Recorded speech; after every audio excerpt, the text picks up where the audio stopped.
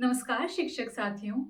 आज इस वीडियो के माध्यम से मैं आपको कक्षा 2 के गणित विषय के अध्याय 2 खेल खेल में बच्चों को किस प्रकार पढ़ाना है, इसके बारे में कुछ बातें साझा करना चाहूँगी। इस अध्याय में बच्चों को अपने परिवेश की वस्तुओं से जोड़ते हुए यह समझाना है कि कौन सी वस्तुएं लुढ़कती हैं, कौन सी खिसकती हैं और कौन सी वस्तुएं छोटी बड़ी होती हैं। इस अभ्यास से बच्चों को कहानी व खेल के माध्यम से आकृति पहचान, वस्तुओं का वर्गीकरण और पर्यावरणीय अवधारणाओं को गणितीय दृष्टिकोण से समझने का अवसर मिलता है। साथियों, अध्याय पढ़ाने से पहले हमें यह स्पष्ट होना चाहिए कि अध्याय पढ़ाने के बाद बच्चों में कौन से व्यवहारिक परिवर्तन अपेक्षित हैं। बच्चा यह समझ सके कि कौन सी वस्तुएं लुढ़केंगी और कौन सी वस्तुएं खिसकेंगी। अपने परिवेश की वस्तुओं को उनके आकार, रंग, आकृति, स्थिति एवं गति के आधार पर पहचान कर बड़ी छोटी, हल्की भारी वस्तुओं का सही वर्गीकरण कर सके। विभिन्न आकृति और वस्तुओं में बने सरल पैटर्न जैसे छोटी बड़ी आकृति श्रृंखला की पहचान कर नए पैटर्न्स बना सके। बच्चा अनुभव आधारित गणितीय सोच पर कार्य करते हुए अपने दैनिक जीवन के अनुभवों और आसपास की वस्तुओं को गणितीय अवधारणा से जोड़ सके। इस अध्याय को आप क्रमवार तथा दिनवार बच्चों को पढ़ाएं। एक दिन में किसी एक ही अवधारणा को समझाएं, उस पर गतिविधि करवाएं, लिखित कार्य करवाएं। आप इस प्रकार अपनी योजना बना सकते हैं। जैसे पहला दिन, शिक्षक पाठ की शुरुआत बच्चों के साथ खेल से करें। कागज के टुकड़े पर चौकोर व गोल आकृति बनवाएं।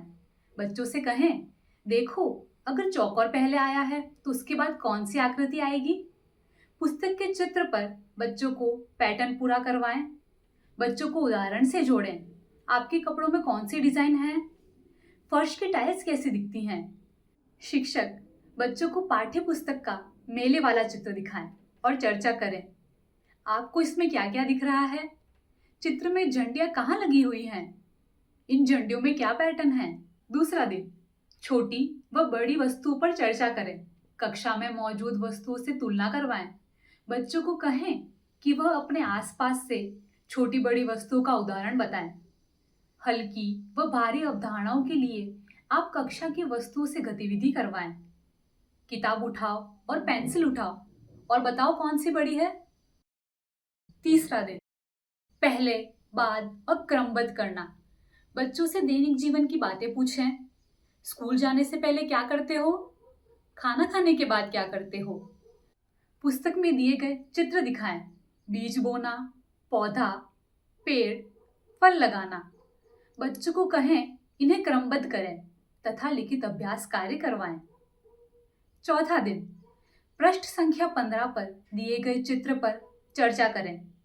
दैनिक जीवन के उदाहरणों को सम्मिलित करते हुए धीरे तेज की अवधारणाओं को स्पष्ट करें। साथियों, इस अध्याय के अध्यापन में आप विभिन्न गतिविधियों का समावेश कर सकते हैं। जैसे कहानी चित्र गतिविधि, बच्चों से कहानी के पात्रों में रंग भरने को कहें।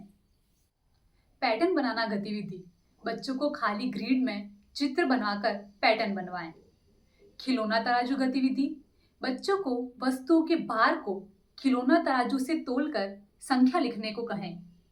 बच्चों से नए शब्द भी बुलवाएं, जैसे पेड़, फूल, फल, गोल, चौकोर, तिकोना, वर्गीकरण आदि। बच्चों से वाक्य बनवाएं।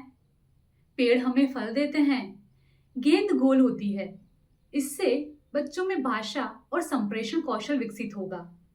बच्चों से प्रश्न पूछें, जैसे लाल लुढ़कने वाली खाद्य सामग्री के नाम बताएं। चौकोर और खिसकने वाली सामग्री के नाम बताएं। बच्चों से खाने योग्य वस्तुओं का चित्र बनवाकर रंग भी भरवाए जा सकते हैं। शिक्षक साथियों, इन गतिविधियों को बच्चों के अनुभव और एबीएल किट की सामग्री से जोड़ें। चित्र और फ्लैश कार्ड से सीखना बच्चों को अच्छा लगता है। बच्चों को बोलने और सीखने के लिए प्रोत्साहित करें ताकि वह आत्मविश्वास से अपनी बात कह सके। अध्याय में आ रही नवीन अवधारणाओं के साथ पूर्व कक्षा में पढ़ी अवधारणा का भी दोहरान कार्य करवाएं, जैसे पैटर्न की आकृति के साथ कार्य करते हुए चौकोर, गोल, तिकोनी आकृति को दोहराएं। इस तरह बच्चे गणित की मूल बातों को खेल खेल में सीख सकेंगे।